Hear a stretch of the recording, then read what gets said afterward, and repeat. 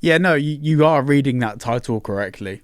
That's not clickbait. I don't even know where to start with this one. So the UK government has just banned refillable drinks. So when you go to a restaurant or a bar and you can buy like the cup and then you can refill it as many times as you're there, or maybe like one refill or 2 free refills, whatever it might be. The UK government have banned that. Now, this is probably the first thing that the government have done where I agree with the sentiment. Like, I fully agree with the reasons why they're doing it, but also it completely contradicts other laws that they've brought in, and we'll get into that. But very quickly, don't worry, it's not a full ad segment. If you're looking for a VPN, make sure you check out private internet access at the link down below. They don't keep any logs, and with my link you can get yourselves 4 months free and 86% off. There's a QR code on the screen if you want to scan that, but it massively supports the channel. So back to the video. Government introduces new law that stops people refilling sugary drinks at restaurants. People wanting to drink endless cups of refillable sugary drinks at restaurants will not be able to do so from today, as part of a new host of changes that have come into force today to help tackle obesity, and particularly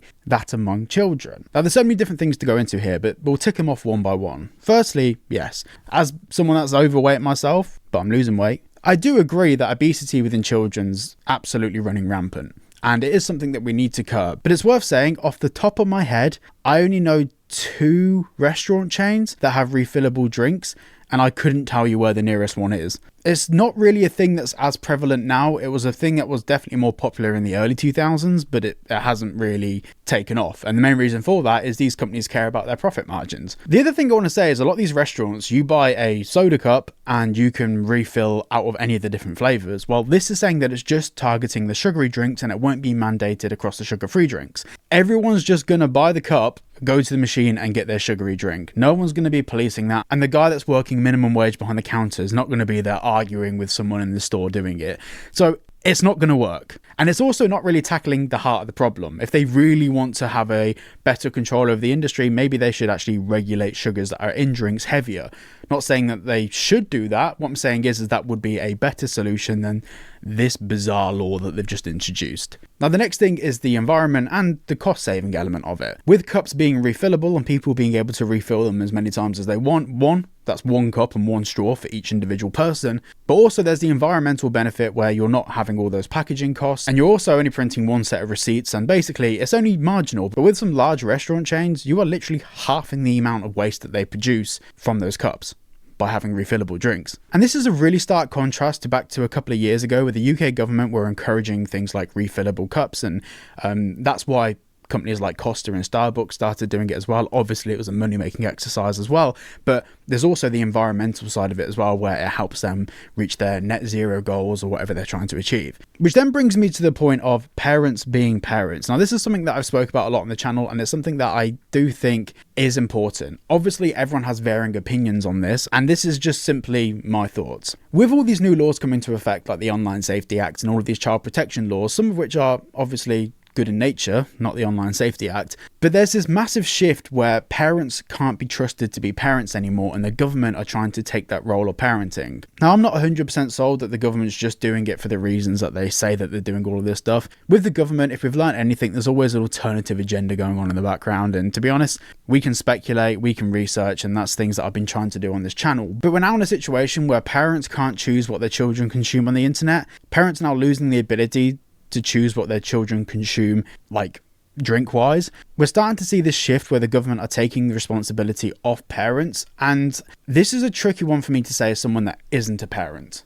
But it is definitely a shame that obesity is running rampant in society. Part of that comes down to parenting, and part of that comes down to the fact that parents can't always watch their kids 24/7. They go to school, they hang out with their friends, and it's an issue that's becoming more difficult to tackle. But this is where I take the firm stance that everything starts with education. Educating parents and educating children has been the go-to for every other issue that has presented itself with parental-child relationships. For some reason, the UK government, well, this particular government that we now have in power, has just decided that everything should be controlled by law, not by education. And when the government institute laws that put blanket bans on things, that's essentially the government giving up on education. Like growing up, I was addicted to energy drinks. It was genuinely absolutely awful, and they are really, really bad for you. Like genuinely awful for you. But the whole time that I was buying energy drinks, I wasn't aware of why it was so bad for you. I wasn't shown in school or shown a study of how energy drinks affect you.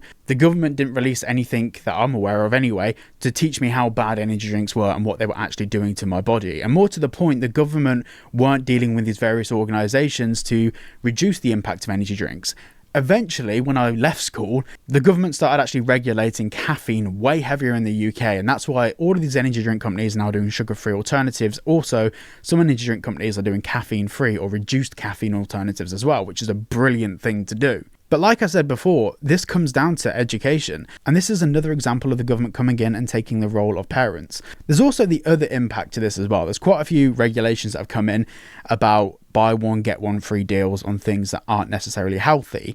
Now, whilst I understand that will reduce the purchase and consumption of these items, it also adds more strain onto lower income families that need these buy one, get one free offers. If you've got 4 kids and you want to buy a couple of packs of sweets on a Friday night to treat them for being really good all week, losing these buy one, get one free deals means that that's costing the British taxpayer, the British household, the single mother of 2 or 3 or 4, whatever it might be, twice as much money. And the same thing goes for the refillable drinks. It's a cheaper alternative to allow parents to take their kids out to dinner once a week and allow them to keep having their drinks without paying £4.50 a drink in some places. It's genuinely getting ridiculously expensive in some places, and we need to curb it while we're ahead. And we're not really ahead at the moment. Those 2 glasses of Coca-Cola on a Friday night aren't going to be damaging your children, and having to pay twice as much for it is only affecting the parents and benefiting the British government. Now, I say this nearly every single video, but I think it's important to get this point across.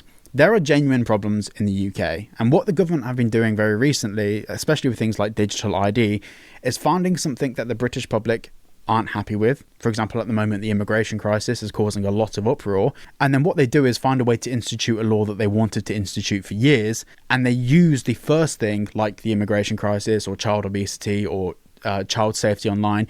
They use all of these things as the scapegoat to introduce the various laws that they want to implement. Because I know there's petitions, and I do share the petitions underneath every single video, but I think we've learnt more than anything recently that they don't do anything. Anyway, thank you for watching today's video. Make sure you check out private internet access at the link down below. Get yourselves 4 months free and 86% off, and I shall see you all in the next video.